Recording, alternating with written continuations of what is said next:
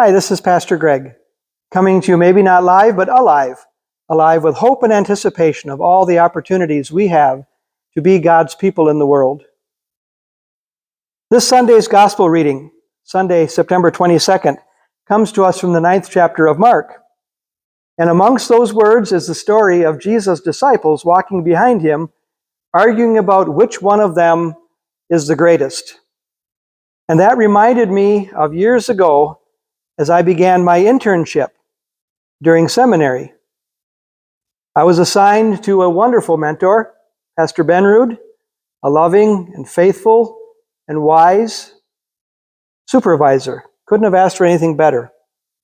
We sat down together at the beginning of my internship to spell out some of my goals and aspirations and ideas for the year.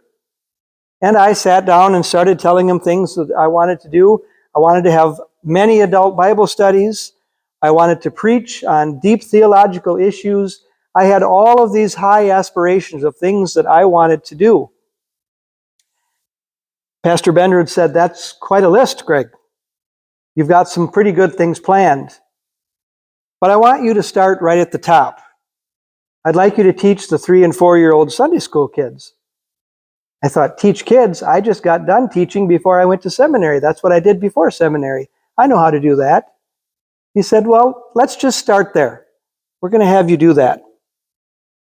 So I was introduced during worship, and as it was time to start Sunday school, even as a trained teacher, my confidence started to wane a little bit. I walked into the classroom that had those tiny little tables, those tiny little chairs, and those tiny little people all running around and excited to be there. I think they were playing a game of Ninja Acolyte or something. I don't know what. They were all full of energy. Okay, children, I said, let's sit down. I want to tell you about Jesus and his birthday and how he came to earth as a human, God in human form. I wanted to explain the whole incarnation to these little people. Hey, Mr. Pastor, how did Jesus know when to get up on Easter? One of the little kids said. Hey, Mr. Pastor, do angels live at your house? One of the other kids asked.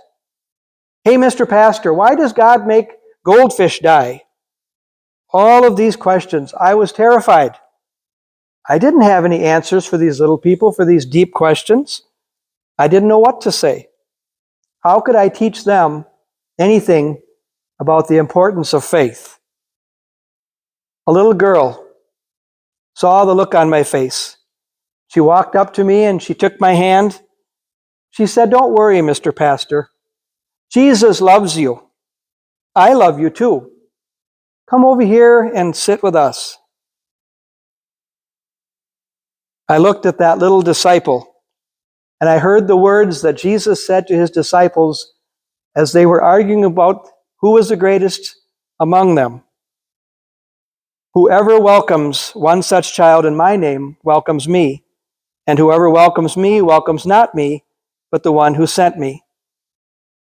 And I knew right there and then that I had just been welcomed as one of these. Dear friends, Jesus is the greatest.